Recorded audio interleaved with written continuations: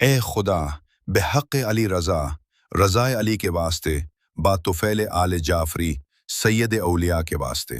دوستو یہ چینل اصحاب الجناح ریسرچ چینل ہے۔ یہ دنیا کا واحد چینل ہے جو اسلامی تحقیقات ریسرچ پر مبنی ہے۔ اس چینل کا بنیادی مقصد قرآن کی آیات کے نزول اور احادیث میں ان کی شان نزول یعنی کس موقع پر نازل ہوئیں کو بیان کرنا ہے۔ ہماری تمام ویڈیوز انتہائی ریسرچ پر مبنی ہوتی ہے۔ اللہ ہمارے علم میں اضافہ فرمائے۔ آپ کے کمنٹس اور ویڈیو کو شیئر کرنے کا شکریہ۔ جزاک اللہ۔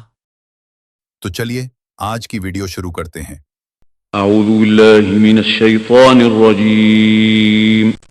بسم اللہ الرحمن الرحیم۔ وما محمد إلا رسول قد خلت من قبله الرسل أفإن مات أو قتل انقلبتم على أعقابكم ومن ينقلب على عقبيه فلن يضر الله شيئا وسيجزي الله الشاكرين۔ اور محمد تو ایک رسول ہیں، ان سے پہلے بہت سے رسول ہو چکے، تو کیا اگر وہ انتقال فرمائیں یا شہید ہوں تو تم الٹے پاؤں پھر جاؤ گے؟ اور جو الٹے پاؤں پھرے گا وہ اللہ کا کچھ نقصان نہ کرے گا، اور عنقریب اللہ شکر گزاروں کو صلا دے گا۔ 144 سورۃ العمران آیت۔ شان نزول سورہ العمران کی آیت 144 کی شان نزول غزوہ احد 3 ہجری سے وابستہ ہے۔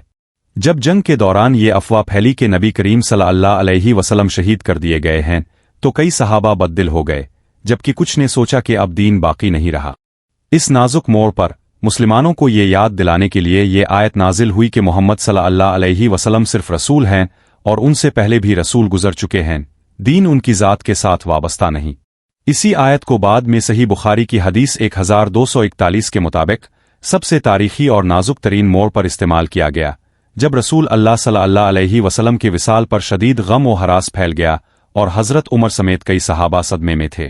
اس وقت حضرت ابوبکر صدیق نے انتہائی استقامت کا مظاہرہ کرتے ہوئے چہران مبارک کا بوسہ لیا اور باہر آ کر یہ تاریخی خطبہ دیا کہ جو محمد صلی اللہ علیہ وسلم کی عبادت کرتا تھا وہ جان لے کہ اب صلی اللہ علیہ وسلم وفات پا چکے ہیں، اور جو اللہ کی عبادت کرتا ہے وہ جان لے کہ اللہ ہمیشہ زندہ رہنے والا ہے۔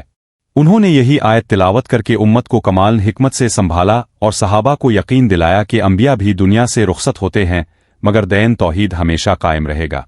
حدثنا بشر بن محمد اخبرنا عبد الله قال اخبرني معمر ويونس عن الزهري قال اخبرني ابو سلمة ان عائشة رضي الله عنها زوج النبي صلى الله عليه وسلم اخبرت قالت أقبل أبو بكر رضي الله عنه على فرسه من مسكنه بالسنح حتى نزل فدخل المسجد فلم يكلم الناس حتى نزل فدخل على عائشة رضي الله عنها فتيمم النبي صلى الله عليه وسلم وهو مسجن ببرد حبرة فكشف عن وجهه ثم أكب عليه فقبله ثم بك فقال بأبي أنت يا نبي الله لا يجمع الله عليك موتتين أما الموتة التي كتبت عليك فقد متها قال أبو سلمة فأخبرني ابن عباس رضي الله عنهما أن أبا بكر رضي الله عنه خرج وعمر رضي الله عنه يكلم الناس فقال اجلس فأب فقال اجلس فأب فتشهد أبو بكر رضي الله عنه فمال إليه الناس وتركوا عمر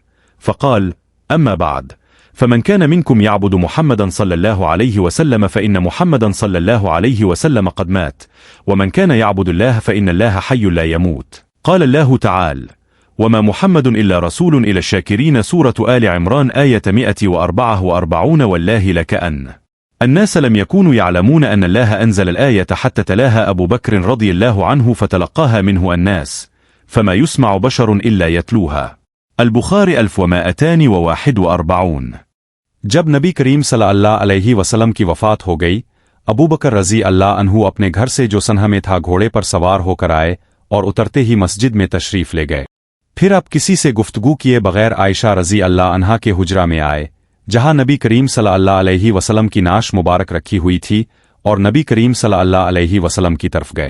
نبی کریم صلی اللہ علیہ وسلم کو برد حبرہ یمن کی بنی ہوئی دھاری دار چادر سے ڈھانک دیا گیا تھا۔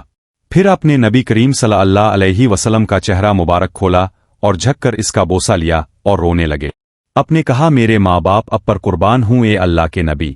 التعالد موت أرب جمع نر سوا ایک موت کے جو اب کے مقدر میں تھی 100 اب وفات پا چکے۔